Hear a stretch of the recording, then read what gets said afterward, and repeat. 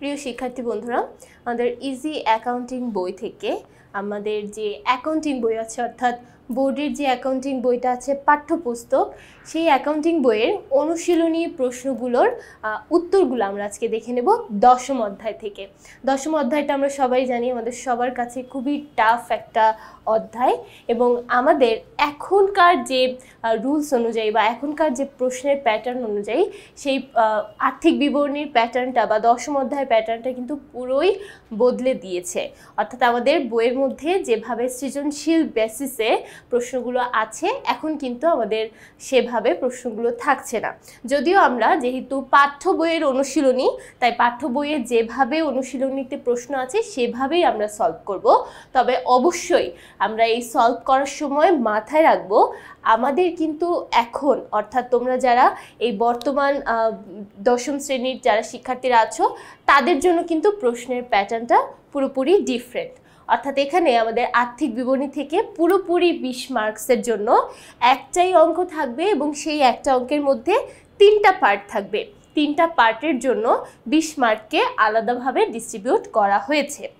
তো এখানে আমাদের 3টা পার্ট থেকে 3টা রকমের প্রশ্ন আসবে। একটা হচ্ছে বিষদায় বিবরণী, একটা হচ্ছে মালিকানা সত্ত্ব বিবরণী, এবং আরেকটা হচ্ছে আর্থিক অবস্থার বিবরণী। তো আমরা আমাদের পাঠ্য বইয়ের মধ্যে যে সৃজনশীল প্রশ্নগুলো আছে সেই প্রশ্নগুলো আমরা পাঠ্য বই অনুসারেই সলভ করব, কিন্তু অবশ্যই এটা মাথায় রাখবো যে একদমই কিন্তু এই প্যাটার্নের প্রশ্নটা আসবে না। আর্থিক বিবরণীর প্রশ্ন বা আর্থিক বিবরণী যে সিকোয়েন্সগুলো থাকে সেটা সব কিছু ঠিকই থাকবে, শুধুমাত্র আমাদের একদম নিচে, অর্থাৎ আমরা যদি একটা প্রশ্নের প্যাটার্ন দেখি, এখানে আমাদের নিচে যে সৃজনশীল আকারে ক, খ, গ 3টা প্যাটার্ন দেওয়া থাকে, সেই 3টা প্যাটার্নে না এসে আমাদের 3টা বাধ্যতামূলক বিষয় থাকবে। একটা হচ্ছে বিষদায় বিবরণী, একটা মালিকানা সত্ত্ব বিবরণী, এবং আরেকটা হচ্ছে আর্থিক অবস্থার বিবরণী। তো আশা করছি সবাই প্রশ্নের প্যাটার্নটা সম্পর্কে বুঝতে পেরেছো। এখন তাহলে আমরা একটু চলে যাই আমাদের অনুশীলনীতে যে সৃজনশীল প্রশ্নগুলো আছে তার প্রথম প্রশ্নের সলভিং। অর্থাৎ আজকে আমরা আলোচনা করব আমাদের দশম অধ্যায়ের অনুশীলনীর সৃজনশীল প্রশ্ন নং 1। তো এখানে আমরা দেখতে পাচ্ছি আমাদের এই অনুশীলনীর প্রশ্নের মধ্যে প্রথমেই একটা রেওয়ামিল দেওয়া আছে, এবং রেওয়ামিলের উপরে কিন্তু আমরা জানি একটা তারিখ দেওয়া থাকে, সময় দেওয়া থাকে, যেই সময়টা খুবই গুরুত্বপূর্ণ। আমরা যখন আমাদের আর্থিক বিবরণীগুলো করব, বিষদায় বিবরণী, মালিকানা সত্ত্ব বিবরণী, সেক্ষেত্রেও কিন্তু আমাদের এই তারিখটা খুবই গুরুত্বপূর্ণ। তাহলে এখানে আমরা দেখতে পাচ্ছি তারিখটা বলা আছে 2017 সালের 31শে ডিসেম্বর তারিখের জন্য। 2017 সালের পুরো 17 সাল জুড়ে যা যা লেনদেন হয়েছে সব কিছুর একটা জের এখানে দেওয়া আছে। তাহলে প্রথমে আমরা এখানে রেওয়ামিলে দেখতে পাচ্ছি উত্তোলন এবং মূলধন। আমরা জানি উত্তোলনটা সাধারণত ডেবিট দিকে থাকে, তাই উত্তোলনের টাকাটা আমরা ডেবিট সাইডে পেয়ে যাব। এখানে ডেবিট সাইডে আমরা দেখতে পাচ্ছি 60,000 টাকা, আর ক্রেডিট সাইডে আমরা দেখতে পাচ্ছি 3,50,000 টাকা। তাহলে উত্তোলনটা হচ্ছে ডেবিট সাইডের, আর মূলধনটা হচ্ছে ক্রেডিট সাইডের। প্রথমটা আমরা দেখলাম। এরপরে আমরা দেখতে পাচ্ছি অগ্রিম চেম্বার ভাড়া।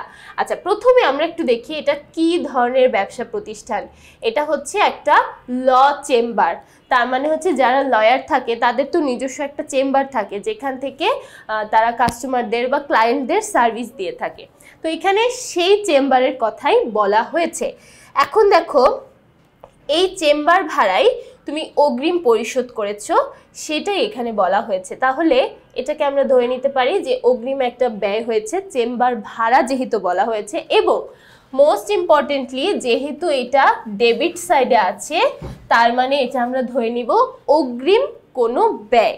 অগ্রিম কোনো ব্যয় পরিশোধ করা হলে সেটাকে আমরা সাধারণত কি ধরি, আমরা সম্পদ হিসেবে ধরে নিই। তারপর দেখতে পাচ্ছি আসবাবপত্র এবং সরঞ্জাম একত্রে 80,000 টাকা। আসবাবপত্র ও সরঞ্জাম একত্রে 80,000 টাকা। সেবা আয়, যেহেতু এটা একটা ল চেম্বার, তাই এখানে কিন্তু মেইন আয়টাই সেবা আয়, অর্থাৎ এই পুরো প্রতিষ্ঠানটাই সেবা প্রদানকারী একটা প্রতিষ্ঠান। আমরা জানি সেবা প্রদানকারী প্রতিষ্ঠানের আর্থিক অবস্থা বিবরণীর প্যাটার্নগুলোও কিন্তু খুবই ডিফারেন্ট হয়। বিশদ বিবরণী যখন আমরা করতে যাব তখন কিন্তু এই প্যাটার্নটা একদমই ডিফারেন্ট হবে। তো কিভাবে আমরা এই প্যাটার্নটা করব সেটা একদম আমাদের সলভিংয়ে চলে যাবে। প্রথমে আমরা একটু প্রশ্নটা নিয়ে আলোচনা করি। আচ্ছা, তাহলে আমরা সেবায় দেখতে পাচ্ছি 4,75,000 টাকা, যেটা আমাদের এই ল চেম্বারের জন্য মেইন আয় আমরা বলতে পারি, বা মেইন এখান থেকেই আমাদের মূলত টাকাটা আসে বা ইনকামটা হয়। তারপরে ব্যাংক জমা, যেটা আমাদের জন্য একটা সম্পদ। অগ্রিম সেবা আয়, আমরা জানি অগ্রিম কোনো সেবা আয় যদি আমরা প্রদান করি সেটাকে আমরা দায় হিসেবে ধরে নিই। অগ্রিম সেবায় প্রদান করা হলে সেটা দায় হিসেবে ধরে নেওয়া হয়। তারপর দেওয়া আছে আইন বই, যেটা কিনা আমাদের জন্য একটা সম্পদ। 6% বিনিয়োগ, এই যে বিনিয়োগের সাথে একটা পার্সেন্টেজ এবং একটা তারিখ লিখে দেওয়া আছে, এই দুইটা বিষয় কিন্তু খুবই গুরুত্বপূর্ণ বিনিয়োগের ক্যালকুলেশনের জন্য। আচ্ছা, তারপর চলে যাচ্ছি পুঞ্জীভূত অবচয় সরঞ্জাম, তার মানে সরঞ্জামের জন্য পুঞ্জীভূত অবচয় এখানে দেওয়া আছে কত, দেখো 16,000 টাকা, যেটা সবসময় আমাদের ক্রেডিট দিকেই বসে। বেতন ভাতা দেওয়া আছে 1,10,000 টাকা। বিদ্যুৎ ও টেলিফোন বিল দেওয়া আছে 24,000 টাকা। আর যাতায়াত খরচ এখানে বলা আছে 7,000 টাকা। আমরা রেওয়া মিলের প্রত্যেকটা একটু আলোচনা করে নিলাম। এখন আমরা একটু দেখে নেব আমাদের সমন্বয়গুলো। আমরা যখনই আর্থিক বিবরণী করতে যাব আমাদের এখানে মেইন কিন্তু সমন্বয়। তো প্রথমে আমরা যখন প্রশ্নটা হাতে পাবো আর্থিক বিবরণী করার সময়, প্রথমে আমরা যেটা করে নিব, এই সমন্বয়গুলো রেওয়া মিলের সাথে যাতে মিল রাখা যায় সেই জন্য এই সমন্বয়গুলো আমরা রেওয়া মিলের মধ্যে মার্ক করে ফেলবো, যাতে আমরা ভুলে না যাই। অর্থাৎ সমন্বয়ে যে কিছু একটা আছে যেটা আমাদের ক্যালকুলেশন করতে হবে বা পরবর্তীতে সেটা মাথায় রাখতে হবে, এই বিষয়টা যেন আমরা ভুলে না যাই সেজন্য প্রথমেই এই আর্থিক বিবরণী প্রশ্ন হাতে পাওয়ার সাথে সাথে আমরা সমন্বয়গুলোকে এখানে মার্ক করে ফেলবো, যাতে আমরা যখন একটা কোশ্চেন সলভ করতে যাই তখন যেন সেই সমন্বয়টাও আমাদের চোখে পড়ে। তো প্রথমে 1 নাম্বার সমন্বয়ের মধ্যে আমরা দেখতে পাচ্ছি কোম্পানির নিকট থেকে আইনি সহায়তা প্রদানের জন্য অগ্রিম চেক গ্রহণ করা হয়েছে 40,000 টাকার, যা সেবা আয়ের অন্তর্ভুক্ত রয়েছে। আচ্ছা, প্রথমে আমরা একটু এই লাইনটার ব্যাখ্যাটা করি। কোম্পানির নিকট থেকে আইনি সহায়তা প্রদানের জন্য অগ্রিম চেক প্রদান করা হয়েছে বা অগ্রিম চেক গ্রহণ করা হয়েছে, তার মানে আমাদের এখানে একটা অগ্রিম সেবা আয় হয়েছে। দেখো, তুমি অগ্রিম কারো কাছ থেকে টাকা নিয়ে রেখেছো কিন্তু তাকে এখনো সেবা দাওনি, ব্যাপারটা কিন্তু এরকমই হয়েছে। তাহলে তুমি কোনো একটা আইনি সহায়তা প্রদানের জন্য মানে আইনি সেবা প্রদান করবে, সেই বাবদ তুমি তার কাছ থেকে অগ্রিম চেক গ্রহণ করেছো 40,000 টাকা। অগ্রিম চেক গ্রহণ করেছো কিন্তু তাকে এখনো সেবা দাওনি, সেটাই এখানে বলা হয়েছে যে সেবা আয়ের মধ্যে অন্তর্ভুক্ত আছে। তাহলে দেখো, এটা কিন্তু দুইটা বিষয়ের সাথে সংযুক্ত, একটা হলো আমাদের সেবা আয় এবং আরেকটা হলো আমাদের অগ্রিম সেবা আয়। তাহলে দেখো, দুইটার মধ্যে আমরা এখানে মার্ক করে ফেলবো, একটা হচ্ছে সেবা আয় এবং আরেকটা হচ্ছে অগ্রিম সেবা আয়। সেবা আয়ের সাথেও এই যে 1 নাম্বার এটা চলে যাবে, আবার অগ্রিম সেবা আয় এটার সাথেও কিন্তু আমাদের 1 নাম্বার এই সমন্বয়টা চলে যাবে। তাই দুইটার মধ্যে আমরা 1 নাম্বার মার্ক করে রাখছি। তারপর চলে যাচ্ছি পরবর্তীতে, অর্থাৎ 2 নাম্বার সমন্বয়। 2 নাম্বার সমন্বয় কি বলছে দেখো, 2 নাম্বার বলা হচ্ছে 1 মাসের বেতন ও ভাতা বকে আছে। এই যে এখানে আমরা যে বেতন ভাতা দেখতে পাচ্ছি সেই বেতন ভাতাটাই আমাদের বকে আছে। তার মানে এখন আমরা কি করব, আমরা এই বেতন ভাতার মধ্যে একটা মার্ক করে রাখবো এবং 2 লিখে রাখবো, যাতে আমরা বেতন ভাতা যখন এন্ট্রিটা অ্যাপ্লাই করব তখন যাতে মনে থাকে যে 2 নাম্বার সমন্বয়ের মধ্যে আমাদের বেতন ভাতা রিলেটেড একটা সমন্বয় আছে, যেটা আমাদের এটার সাথে সমন্বয় করতে হবে। তারপর চলে যাচ্ছি 3 নাম্বারে। এখানে 3 নাম্বারে বলা হচ্ছে অগ্রিম চেম্বার ভাড়ার অর্ধেকের মেয়াদ উত্তীর্ণ হয়েছে। তার মানে তুমি অগ্রিম চেম্বার ভাড়া প্রদান করেছো এবং তার মধ্যে অর্ধেকটা উত্তীর্ণ হয়েছে, মানে অর্ধেকটার সময় শেষ হয়ে গেছে।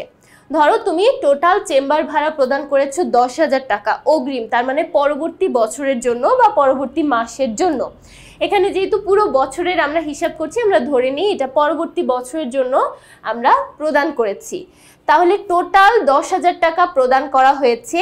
এই 10,000-এর মধ্যে অর্ধেকটা আমরা ধরে নিচ্ছি 10,000 প্রদান করা হয়েছে এবং তার মধ্যে অর্ধেকটা অর্থাৎ 5,000 টাকার ভ্যালু শেষ হয়েছে। তার মানে 5,000 টাকা আমাদের চেম্বার ভাড়া হিসেবে আমরা গণ্য করতে পারি।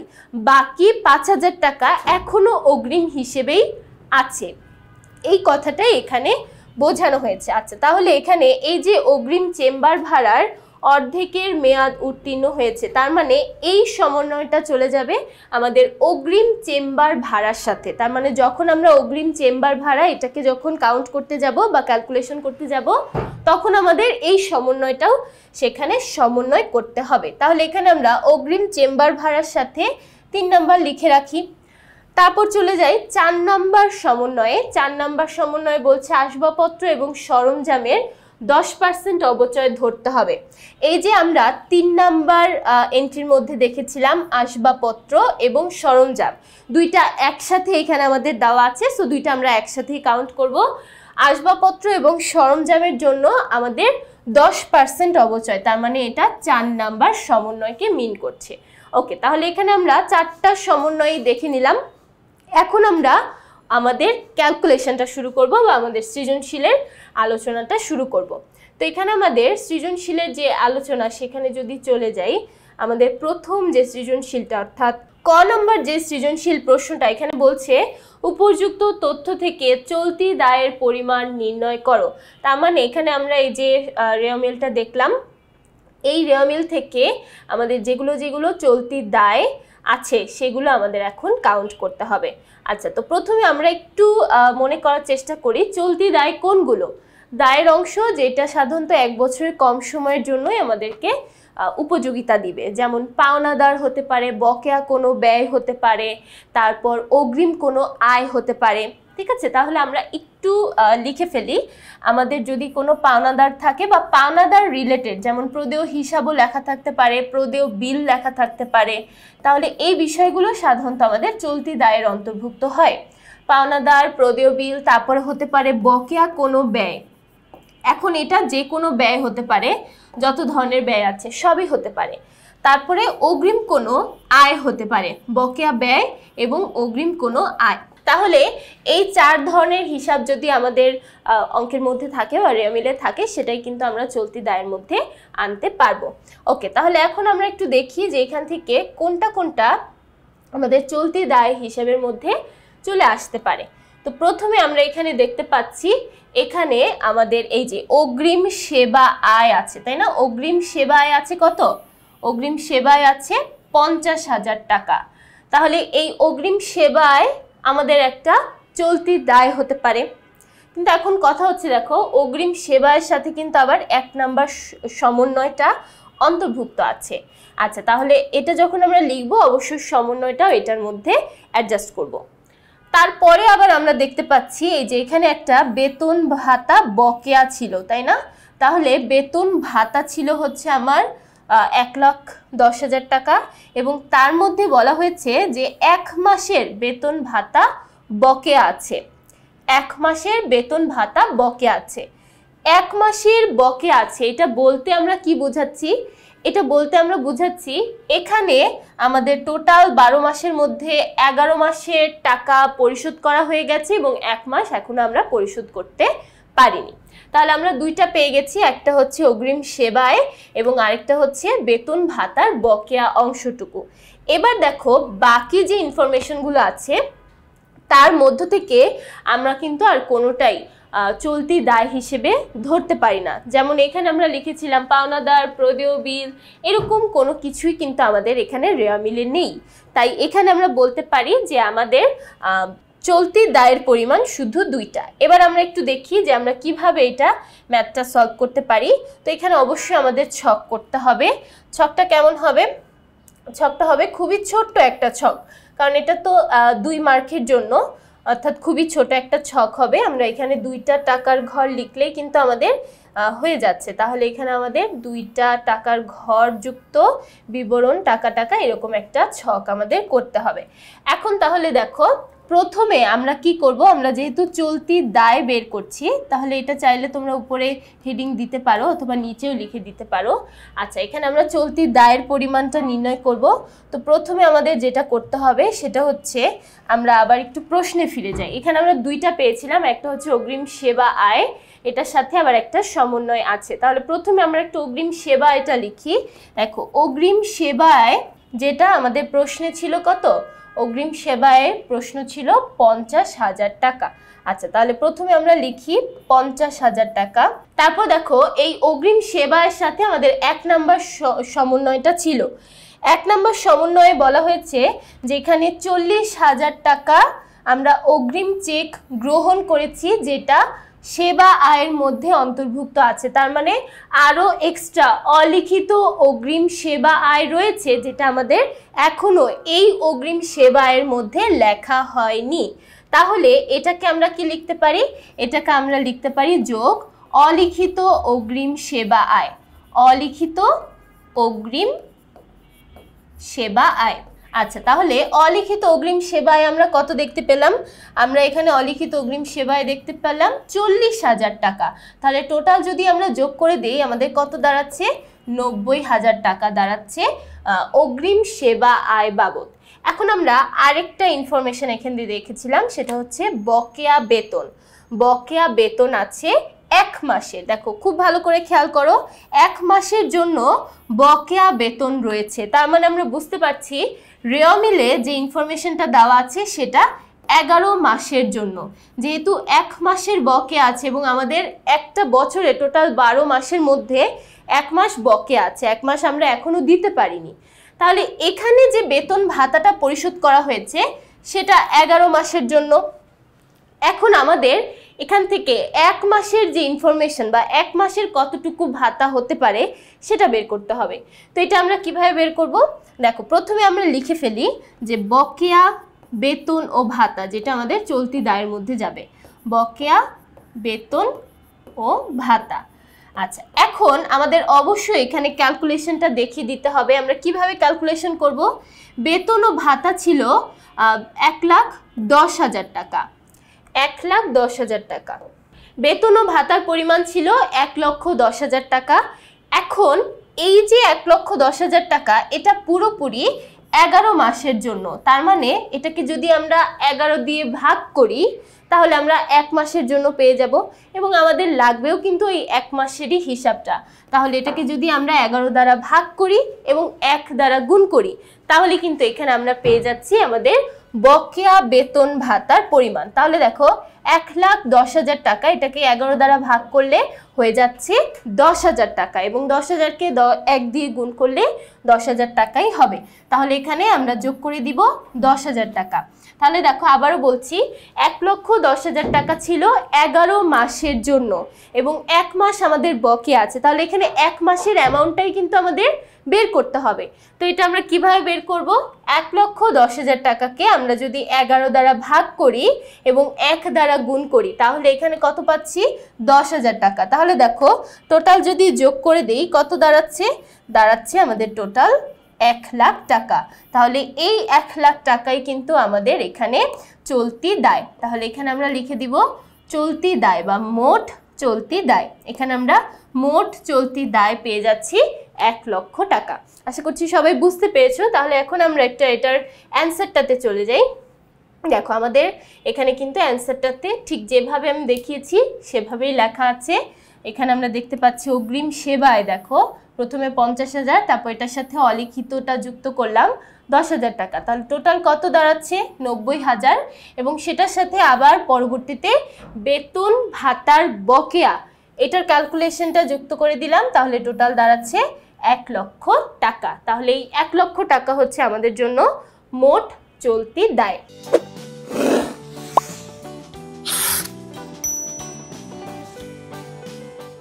ওকে, তাহলে প্রথমে আমরা দেখলাম ক নাম্বার প্রশ্ন। এখন আমরা খ নাম্বার প্রশ্নে চলে যাচ্ছি। খ নাম্বার প্রশ্নে বলা হয়েছে বিশদ আয় বিবরণী প্রস্তুত করো। আচ্ছা, যেহেতু এটা আমাদের একটা সেবা প্রদানকারী প্রতিষ্ঠান, তো সেবা প্রদানকারী প্রতিষ্ঠানের জন্য বিশদ বিবরণীটা একটু ডিফারেন্ট। আমরা প্রথমে একটু দেখি যে সেবা প্রদানকারী প্রতিষ্ঠানগুলোর জন্য আমাদের বিশদ বিবরণী প্যাটার্নটা কি হবে। তো এখানে প্রথমে আমাদের যেটা করতে হয় সেটা হচ্ছে মোট আয়সমূহ যোগ করতে হয়, বা আয়সমূহ আমরা যোগ করে তারপর কি করি, সেই আয়সমূহ থেকে বাদ দিয়ে দেই ব্যয়সমূহ। এটাই হচ্ছে আমাদের সেবা প্রদানকারী প্রতিষ্ঠানের জন্য বিশদায় বিবরণীর ছকটা। তার মানে প্রথমে আমরা সবগুলো আয়কে রেখে দিব, তারপর সেই আয়গুলো যোগ করে একটা ব্যালেন্স আসবে, এবং সেই ব্যালেন্স থেকে আমরা টোটাল ব্যয়সমূহের যোগফলটা মাইনাস করে দিব। এটা কিন্তু খুবই সিম্পল একটা প্যাটার্ন। সবগুলো আয় যোগ করব এবং সবগুলো ব্যয়কে সেখান থেকে মাইনাস করে দিব, তাহলে কিন্তু আমরা নিট আয় পেয়ে যাব, যেটা হচ্ছে আমাদের বিশদ আয় বিবরণীর জন্য উত্তর। আচ্ছা, তো আমরা দেখে নিলাম এটার প্যাটার্নটা। এখন আমরা চলে যাব আমাদের বিশদ আয় বিবরণীর মধ্যে। তো এখানে আমরা প্রথমে দেখলাম যে আমাদের সবগুলো আয় এখানে যোগ করতে হবে। তাহলে এখানে আয়গুলো কি কি আছে আমরা প্রথমে সেটা একটু দেখি। তাহলে এই হচ্ছে আমাদের বিশদ আয় বিবরণীর জন্য ছক। এখন দেখো এখানে আমরা যেই কাজটা করব সেটা হচ্ছে প্রথমে আমাদের এখানে নিয়ে আসতে হবে আয় সমূহ, অর্থাৎ যতগুলো আয় আছে প্রত্যেকটা আয় আমরা কি করব, এখানে যোগ করে দিব। তাহলে যোগ করলে আমরা একটা আয়ের যোগফল পেয়ে যাব, তারপর সেই আয়ের যোগফল থেকে আমাদের ব্যয়ের যোগফলটাকে বিয়োগ করতে হবে। ওকে, তাহলে আমরা প্রথমে প্রশ্নের মধ্যে ফিরে যাই। প্রশ্নের মধ্যে একটু দেখি কি কি আয় আমাদের এখানে আছে। তো প্রথমে আমরা এখানে দেখতে পাচ্ছি আমাদের সেবা আয় আছে 4,75,000 টাকা। সেবা আয় দেওয়া আছে 4,75,000 টাকা। এখন এটার মধ্যে আবার দেখো 1 নাম্বার সমন্বয়টাকে অন্তর্ভুক্ত করা আছে, মানে 1 নাম্বার সমন্বয়ে আমাদের কিছু একটা আছে।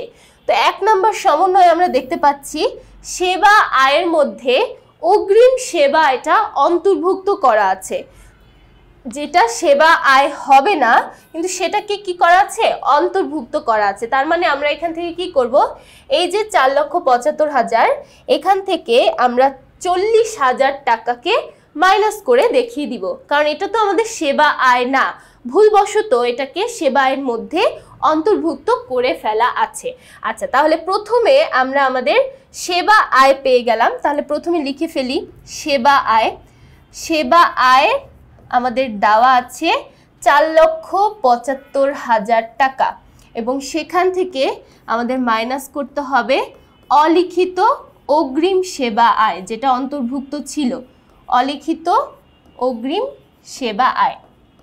অলিখিত অগ্রিম সেবা আয় 40,000 টাকা। তাহলে এটা আমরা মাইনাস করে দেখাবো। তাহলে মাইনাস করলে আমরা এখানে কত পাবো, আমরা এখানে পাবো 4,35,000 টাকা। এটা হচ্ছে আমাদের টোটাল সেবা আয়ের পরিমাণ।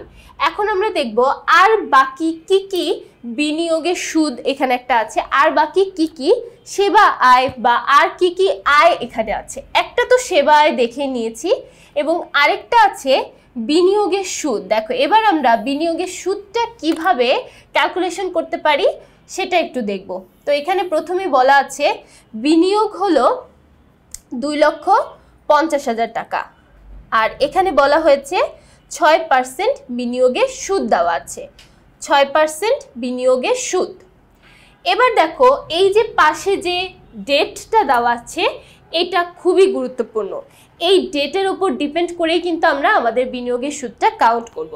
আচ্ছা, তো আবার একটু ফিরে যাই। আমাদের এই ক্যালকুলেশনটা বা আমাদের এই রেওমিলটা আছে হচ্ছে 17 সালের, অর্থাৎ পুরো 17 সালের হিসাবটা আমরা করছি।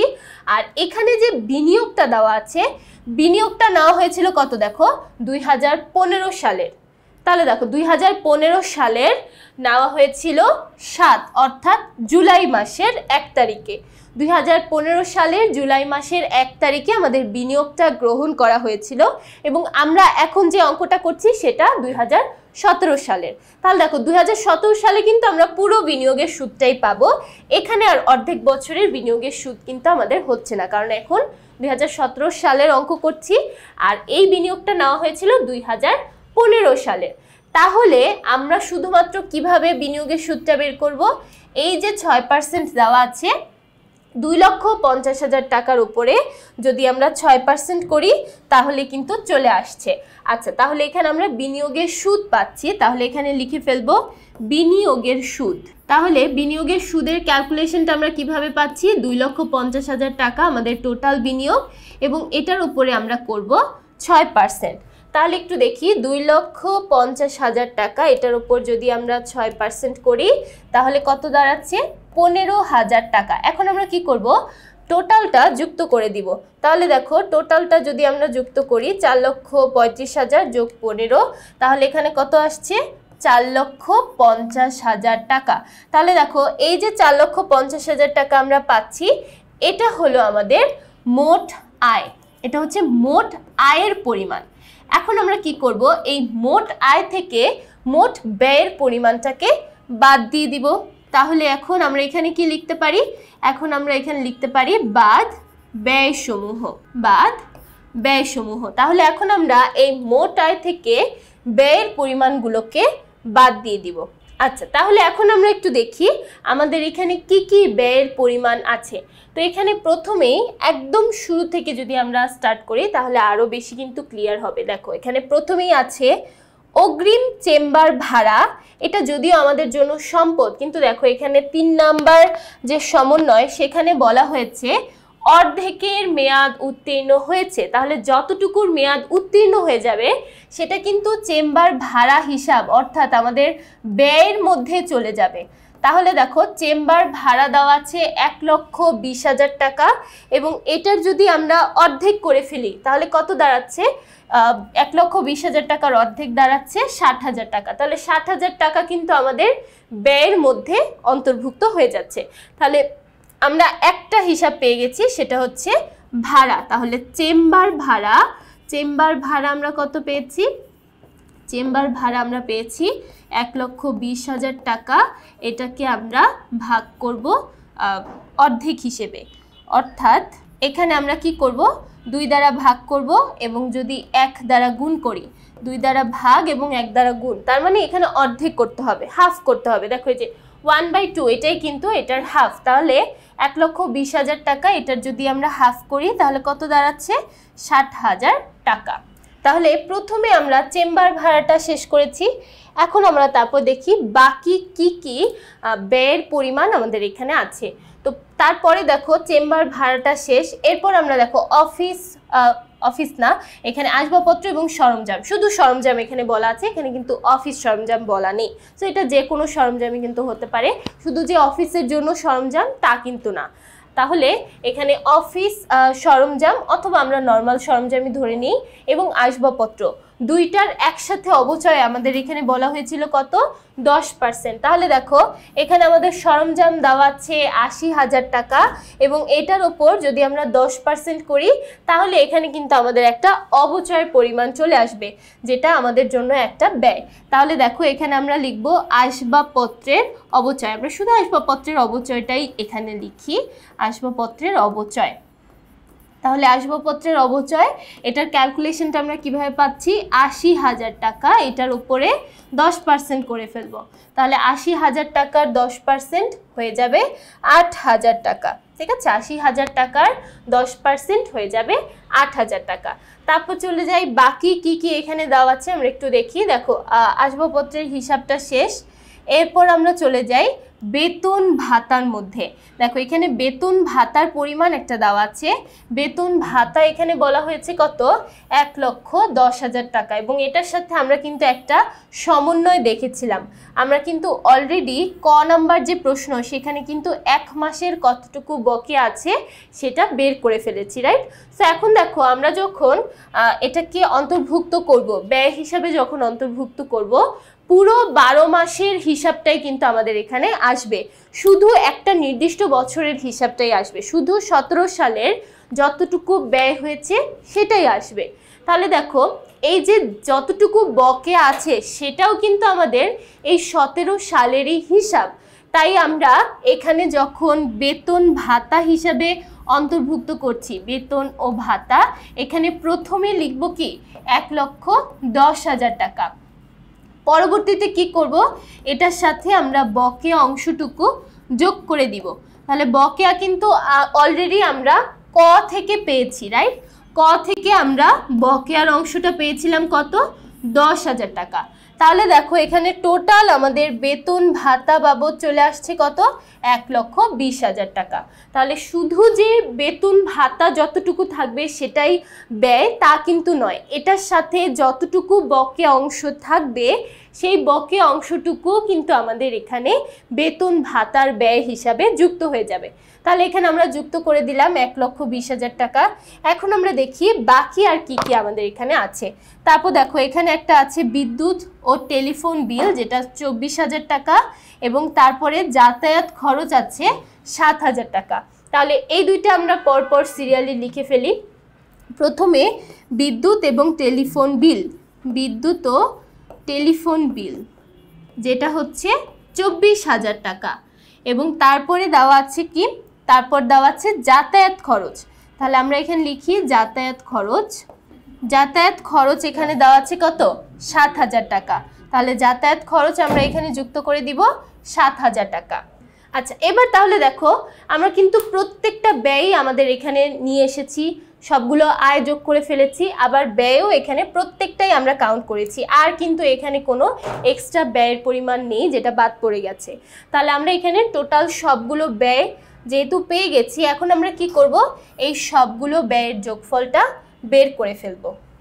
তাহলে এখানে যদি আমরা সবগুলো ব্যয়কে যোগ করে দিই, তাহলে দেখো প্রথমে আছে 60,000 টাকা, তারপরে 8,000 টাকা, 1,20,000 টাকা, 24,000 টাকা এবং 7,000 টাকা। তাহলে দেখো টোটাল আমাদের ব্যয়ের পরিমাণ দাঁড়াচ্ছে 1,19,000 টাকা। এবার আমরা কি করব?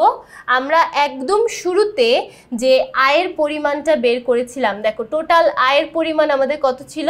4,50,000 টাকা। তাহলে এই 4,50,000 টাকা থেকে এখন আমরা আমাদের এই 2,19,000 টাকা, অর্থাৎ যেটা কিনা আমাদের জন্য কি মোট ব্যয়, তাহলে এখানে আমরা লিখে দিব এটা হচ্ছে আমাদের মোট ব্যয়ের পরিমাণ। তাহলে মোট ব্যয় আমরা পেয়ে গেছি 2,19,000 টাকা।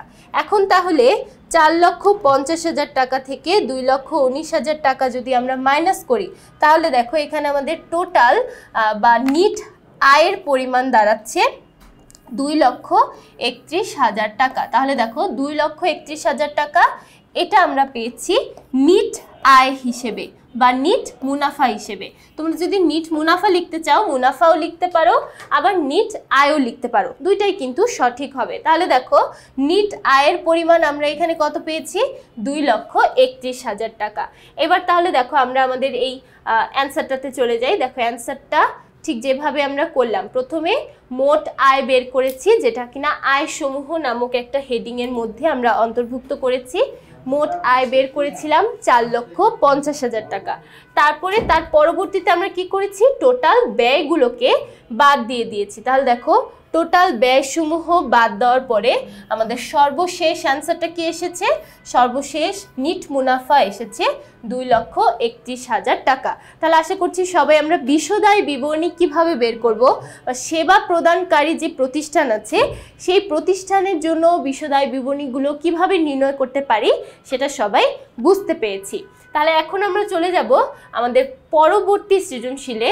পরবর্তী গ নাম্বার সৃজনশীলে কি বলছে আমরা সেটা একটু দেখে নিই। দেখো গ নাম্বার সৃজনশীলে বলছে আর্থিক অবস্থার বিবরণীতে মোট সম্পদের পরিমাণ শ্রেণী বিন্যাস করে নির্ণয় করো। তার মানে আমাদের আর্থিক অবস্থার বিবরণীর মধ্যে শুধুমাত্র মোট সম্পদের পরিমাণটা দেখাতে হবে, এবং তারপরে বলা হয়েছে দেখো শ্রেণী বিন্যাস করে নির্ণয় করো। তার মানে সম্পদের যে শ্রেণীবিভাগগুলো আমরা জানি, স্থায়ী সম্পদ, তারপর চলতি সম্পদ, তারপর আছে অলিক সম্পদ, এই প্রত্যেকটার আলাদা আলাদা শ্রেণীবিভাগ করে আমাদের পুরো সম্পদের পরিমাণটাকে দেখাতে হবে। তাহলে আর্থিক বিবরণীর, আর্থিক অবস্থার বিবরণীর শুধুমাত্র অর্ধেক যে অংশটুকু, সেই অংশটুকু আমাদের এখানে করতে হবে। এখন আমরা চলে যাচ্ছি আমাদের পরবর্তী প্রশ্ন, তার মানে গ নাম্বার প্রশ্ন। এখানে বলা হয়েছে আর্থিক অবস্থার বিবরণীতে মোট সম্পদ, যেটা আমরা মাত্র এই যে ব্যাখ্যাটা করলাম যে মোট সম্পদটা কিভাবে আমরা শ্রেণীবিন্যাস করব। ঠিক আছে, তাহলে এখন আমরা একদম শ্রেণীবিন্যাস করেই কিন্তু আমাদের এখানে দেখাতে হবে। তো প্রথমে আমরা এখানে আনবো স্থায়ী সম্পদটা, তারপর নিয়ে আসবো দীর্ঘমেয়াদী বিনিয়োগ, চলতি সম্পদ, এবং যদি কোনো অলিক সম্পত্তি থাকে তাহলে সেই অলিক সম্পত্তিটা সবার শেষে। আচ্ছা, তো প্রথমে যেহেতু আমরা স্থায়ী সম্পত্তিটাকে নিয়ে আসব, তাহলে এই যে আমাদের ছক বিবরণ টাকা টাকা, এই ছকের মধ্যে এখন আমরা প্রথমে কি লিখব? স্থায়ী সম্পত্তি। আচ্ছা, একটা জিনিস আমরা অবশ্যই প্রত্যেকে মাথায় রাখবো, সেটা হচ্ছে যখন আমরা আর্থিক অবস্থার বিবরণীগুলো করতে যাব, অবশ্যই উপরে কিন্তু নাম, প্রতিষ্ঠানের নাম, কি করছি অর্থাৎ আর্থিক অবস্থার বিবরণী করছি নাকি বিশদায় বিবরণী করছি সেই অংশটা লিখব। পাশাপাশি তারিখ, অর্থাৎ এটা সমাপ্ত বছরের জন্য নাকি শুধু একটা নির্দিষ্ট তারিখের জন্য, এই বিষয়গুলো কিন্তু অবশ্যই আমাদের উল্লেখ করতে হবে। তো এটা বাদ দিয়ে আমরা আপাতত অঙ্কটা করি এবং সবার শেষে সেই বিষয়গুলো একটু খেয়াল রাখবো। আচ্ছা, তাহলে প্রথমে আমরা দেখি আমরা এখানে কি করব। প্রথমে আমরা নিয়ে আসব শুধু স্থায়ী সম্পত্তি সমূহ। তাহলে এখানে আমরা প্রথমে স্থায়ী সম্পদের পরিমাণটাকে নিয়ে আসব। এখন তাহলে স্থায়ী সম্পদের মধ্যে কি কি আছে আমরা একটু প্রশ্নটা খেয়াল করি। স্থায়ী সম্পত্তি মানে আসবাবপত্র, যন্ত্রপাতি, এই রিলেটেড যদি কিছু থাকে সেটা। তো এখানে কিন্তু আমরা অলরেডি দেখো আসবাবপত্র এবং সরঞ্জাম দেখতে পাচ্ছি ৮০,০০০ টাকা। এটার সাথে একটা পুঞ্জীভূত অবচয় যুক্ত আছে ১৬,০০০ টাকা। আবার দেখো আমরা কিন্তু ৪ নম্বর সমন্বয় থেকে একটা 10% অবচয়ের পরিমাণ পেয়ে গেছি।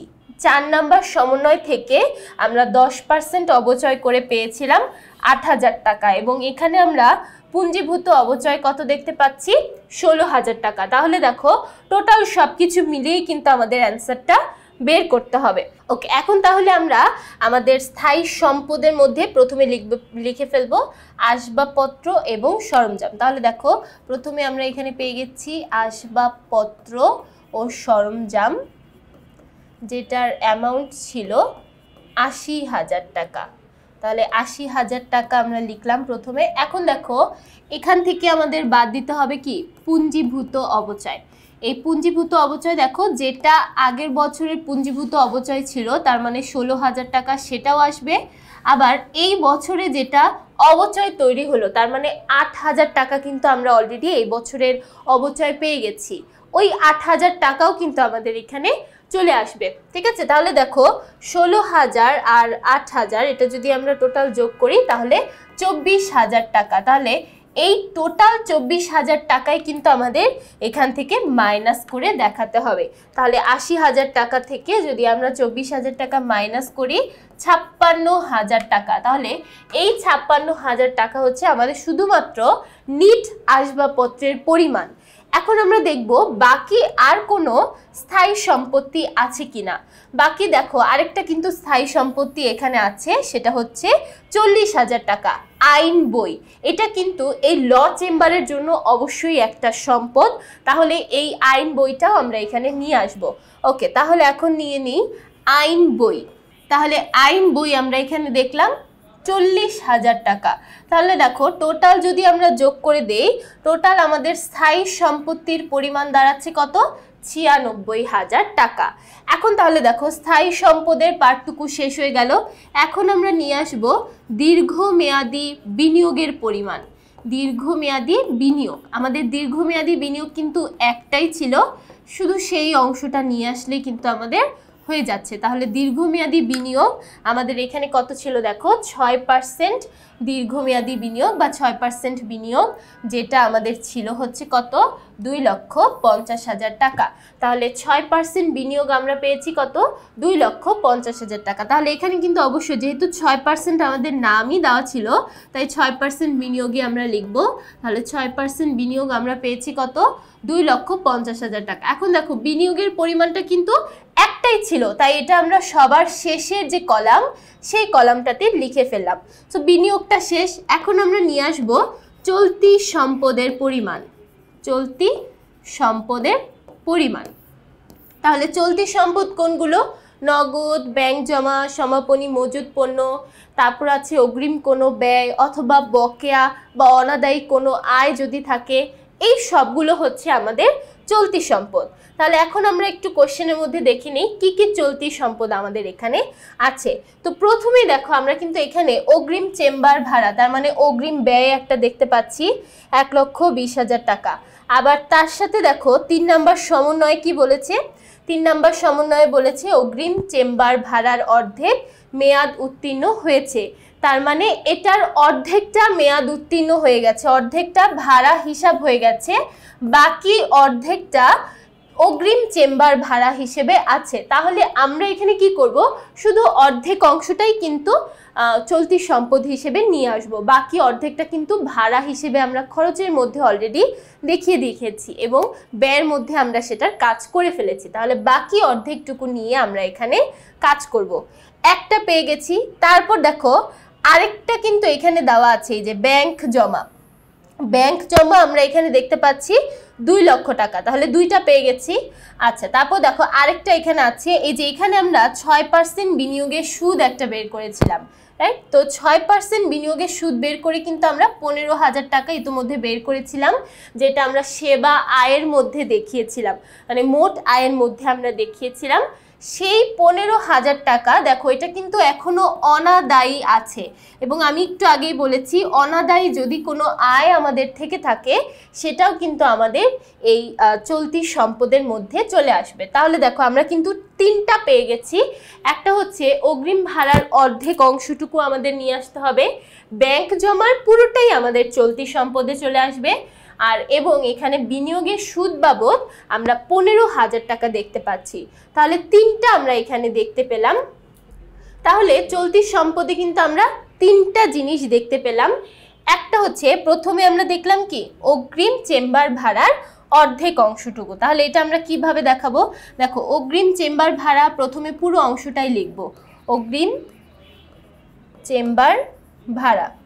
অগ্রিম চেম্বার ভাড়া আমাদের ছিল 1,20,000 টাকা, এবং এখান থেকে আমরা মাইনাস করে দিব কি মেয়াদ উত্তীর্ণ, যতটুকু মেয়াদ উত্তীর্ণ হয়ে গেছে সেটা আমরা মাইনাস করে দিব। তাহলে মেয়াদ উত্তীর্ণ হয়েছিল কত, মেয়াদ উত্তীর্ণ হয়েছিল 60,000 টাকা। তাহলে মাইনাস করলে 60,000 টাকা হচ্ছে আমাদের এখানে অনাদায়ী বা এখানে অগ্রিম চেম্বার ভাড়া হিসেবে আমরা দেখাবো সম্পদের মধ্যে। তারপর আমরা দেখলাম ব্যাংক জমা, ব্যাংক জমার পরিমাণ আমরা দেখেছিলাম 2 লক্ষ টাকা, এখানে দেওয়া আছে ব্যাংক জমা 2 লক্ষ টাকা। আর সবার শেষে আমরা পেয়েছিলাম অনাদায়ী বিনিয়োগের সুদ, অনাদায়ী বিনিয়োগের সুদ। তাহলে অনাদায়ী বিনিয়োগের সুদ আমরা কত পেয়েছি, আমরা কিন্তু অলরেডি বিনিয়োগের সুদ বের করেছি। সো এখানে তুমি যদি আবার ফার্দার ক্যালকুলেশন নাও করো কোনো সমস্যা হবে না, তুমি কিন্তু অলরেডি এটার ক্যালকুলেশনটা দেখিয়ে ফেলেছো। আবার দেখো মেয়াদ উত্তীর্ণর ক্যালকুলেশনও কিন্তু আমরা অলরেডি আমাদের খ নাম্বার যে উত্তরটা সেই উত্তরটার মধ্যে দেখিয়ে দিয়েছি। সো এখানে যদি না দেখাই তাহলেও কোনো সমস্যা নেই। আচ্ছা, তাহলে অনাদায়ী বিনিয়োগের সুদ আমরা পেয়েছিলাম 15,000 টাকা। তাহলে এবার আমরা কি করব, এই 3টাকে যুক্ত করে দিব। তাহলে 60,000 যোগ 2 লক্ষ যোগ 15,000, তাহলে টোটাল আমরা পেয়ে যাচ্ছি 2,75,000 টাকা।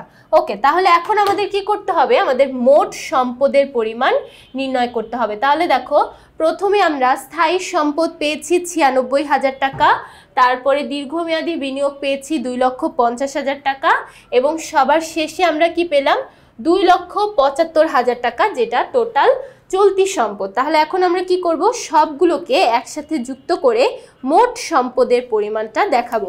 তাহলে এখানে আমাদের মোট সম্পদের পরিমাণ দাঁড়াচ্ছে 6,21,000 টাকা। তাহলে 3টাকে যদি একসাথে যুক্ত করে দেই তাহলে পেয়ে যাচ্ছি 6,21,000 টাকা, এবং এই 6,21,000 টাকা হচ্ছে আমাদের মোট সম্পদের পরিমাণ, মোট সম্পদের পরিমাণ। তাহলে মোট সম্পদ আমরা পেয়ে যাচ্ছি 6,21,000 টাকা। এটাই হলো আমাদের গ নম্বর প্রশ্নের জন্য উত্তর। তাহলে দেখো এখানে আমরা মোট সম্পদের পরিমাণটা দেখিয়েছি, এবং অবশ্যই যেটা আমাদের কাছে জানতে চেয়েছে সেটা হচ্ছে সবগুলোর শ্রেণী বিভাগ। আমরা স্থায়ী সম্পদের শ্রেণী বিভাগ করেছি, দীর্ঘমেয়াদী বিনিয়োগ একটা শ্রেণী বিভাগ করেছি, তারপর চলতি সম্পদ নামে একটা শ্রেণী বিভাগ করেছি। যেহেতু এখানে আমাদের প্রশ্নের মধ্যে কোনো অলিক সম্পত্তি বা অসমন্বিত ব্যয় নামে কোনো সম্পদ নেই, তাই সেটাকে কিন্তু আমরা আনিনি। আচ্ছা, তাহলে এবার আমরা একটু আমাদের অ্যান্সারটাতে চলে যাই, দেখি অ্যান্সারটাতে ঠিক এভাবেই করা আছে কিনা। আচ্ছা দেখো এখানেও কিন্তু ঠিক এভাবেই করা আছে। প্রথমে আমরা স্থায়ী সম্পদটাকে নিয়ে এসেছি। স্থায়ী সম্পদের পরিমাণ আমরা টোটাল পেয়েছি ৯৬,০০০ টাকা। তারপর দেখো দীর্ঘমেয়াদী বিনিয়োগ এটা পেয়েছি কি ২,৫০,০০০ এবং চলতি সম্পদ এটার পরিমাণ পেয়েছি ২,৭৫,০০০। তাহলে টোটাল যোগ করলে আমরা এখানে মোট সম্পদ পেয়ে যাচ্ছি ৬,২১,০০০ টাকা। তাহলে দেখো এখানে প্রথমে ক নাম্বার প্রশ্নে আমরা দেখেছি টোটাল চলতি দায়ের পরিমাণ, তারপর খ নাম্বার প্রশ্নটাতে দেখেছি বিশদ আয় বিবরণী এবং গ নাম্বার প্রশ্নে দেখলাম আর্থিক অবস্থার বিবরণীর ঠিক অর্ধেক অংশটুকু। যেভাবে আমাদের অনুশীলনীর প্রশ্নের মধ্যে ছিল আমরা কিন্তু ঠিক সেভাবে এখানে উত্তরটা করেছি। তবে আবারও বলে রাখছি এখনকার যে প্রশ্নের প্যাটার্ন অর্থাৎ যারা ২০২৬ সালে পরীক্ষার্থী তাদের জন্য প্রশ্নের প্যাটার্নটা কিন্তু একদম ডিফারেন্ট। এখানে কিন্তু আমাদের সৃজনশীল প্রশ্নের আকারে থাকবে না, সম্পূর্ণই একটাই আর্থিক বিবরণী থাকবে এবং পুরো আর্থিক বিবরণীর জন্যই কিন্তু আমাদের ২০ নাম্বার। তাহলে যেহেতু আমাদের অনুশীলনীতে এভাবেই প্রশ্নের প্যাটার্নটা আছে তাই এভাবেই আমরা সলভ করলাম। আশা করছি পুরো প্রশ্নটাই সবাইকে খুব ভালোভাবে বোঝাতে পেরেছি। প্রত্যেকটা ক্যালকুলেশন প্রত্যেকটা এন্ট্রির কারণ আমি সবাইকে বোঝাতে পেরেছি। পরবর্তী পর্বগুলো দেখার জন্য সবাইকে আমন্ত্রণ জানিয়ে আজকের ক্লাসটা এখানেই শেষ করছি। সবাই খুব ভালো থাকবে, সুস্থ থাকবে। সবাইকে ধন্যবাদ।